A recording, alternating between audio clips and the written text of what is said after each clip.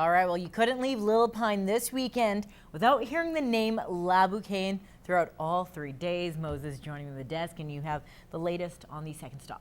First, it started with Papa Laboucaine, Brian, as you know him and love him. Then that followed up, that was after day 1-2 with his son Jamie. They were both 1 and 2 heading into the final day in Little Pine, and of course, both outfits for him looking very strong. Now, we'll go to the action in Little Pine, and Heat 9, Jamie Laboucaine kept the pressure on the aggregate total and the day money, charging down the line here, overtaking Chance Bensmiller, and would go on to post the fastest time of the night at 1:15:38. That was after 9 heats.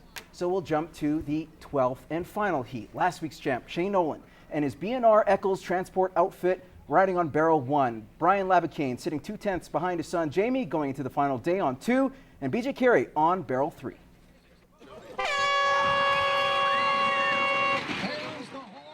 And they're off. Carey jumping out to the lead, followed by Nolan, and Laboucaine just trailing behind. Here is the call down the final turn. As they move to that home stretch, cheer them on, Little Pine, your last chance to do so. We got 3 wide down the home stretch to the finish line. Nose to nose, BJ Carey and Shane Nolan too close to call. Jason Lee with a call. It probably was the tightest race of the weekend. Nolan edging out Carey to take the day money at 1:15:01, but Brian Laboucaine's 1:15:25 fast enough to take the CPCA Little Pine title. It was great. The weekend went great. The weather was good. The track was good. So, you know, we had a beautiful weekend for racing. I've been in a lot of situations that are close. I've lost trucks in the dash by 13/100ths of a second and won them by 17/100ths of a second. So that's wagon racing. It's time down to 100th of a second. Here are your day 3 times. Shane Nolan with the fastest, as we mentioned, 1:15:01 from heat 12. You notice BJ Carey's name not up there. That was due to a 5-second wagon interference penalty, so that dropped him out of contention. Brian and Jamie go 2 and 3. Vern Nolan and Lane Bremner round out the top 5. So here were the aggregate totals from the weekend. Brian on top, nearly a full second ahead of Shane Nolan. Jamie Laboucaine's 2 outfits doing well this season thus far, and Ray Mitswing finishing 3rd. So here are the standings after 2 weeks of racing. Shane still on top, 4.5 points up on Brian Laboucaine.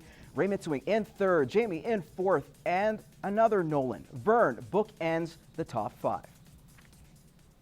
The 60th edition of the Lea Park Rodeo wrapped up this weekend, with the event going off without a hitch, according to the Lea Park Committee president.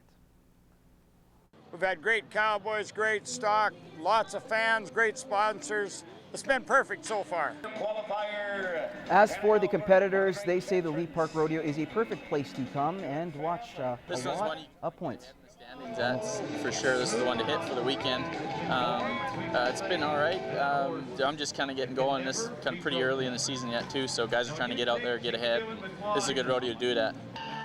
Now, this year was a big one at Lea Park. It was celebrating its 60th year. Now, Grace says they've come a long way from when the show first started. There was just a bunch of makeshift rails and probably popular rails out of the bush to make them, and now we got a big setup like this, solid pipe, and a beautiful setup. A lot of people from 60 years up to now have put a lot of volunteer hours into getting it to where it is. It just means that these committees are good when they can stick around this long in the rodeo season, and throughout the time. There's obviously some country people around here, and definitely a good committee. So. Now, the Alberta High School Track and Field Championships wrapped up this weekend in Calgary, and a few members of the Holy Rosary track team were in attendance, including Donivan Grannum. The grade 12 student was competing in a few events, including the 100-meter dash. After finishing in the top 3 last year, Grannum finished 13th this year, but says he isn't too worried. He knows most of his competitors have been training all year while he's been doing it for fun. His #1 sport is football, and if you're a pigskin fan in the border city, you know he's pretty much really good at it. This fall, Grannum will be attending the University of Alberta Golden Bears football program. There should just be a lot of training, kind of getting implemented into the system. The playbook should be a little more complex, and I have to get used to the system. While Grannum knows he likely won't be seeing the field much as a rookie, he's looking forward to taking the next step in his football career. Yeah, I'm excited because they have a new coaching staff and a new program that they just implemented last year, I think. And I'm excited to be a part of the new rebuilding program, so hopefully we can get to the Vanier Cup in a couple of years. Sticking with the gridiron, the Alberta Football League season kicked off this weekend. After an abysmal 2013, the road to redemption for the Lloydminster Vandals started in Grand Prairie, and it was not the start they were looking for. The Green and Black fall 33-8 to the Drillers. Now keep in mind, this is a team that has a ton of new players, so it could just be a matter of the team finding its stride, but they better hope it happens soon. The team travels to Calgary to take on the powerhouse Gators next Saturday. All right, to baseball, a pair of NSRBL games on the schedule. The Wilkie Brewers will face the undefeated Border City Blue Jays, who came off a 10-0 shutout of the Macklin Lakers, who, by the way, travel to Edam tonight to face the Blue Sox.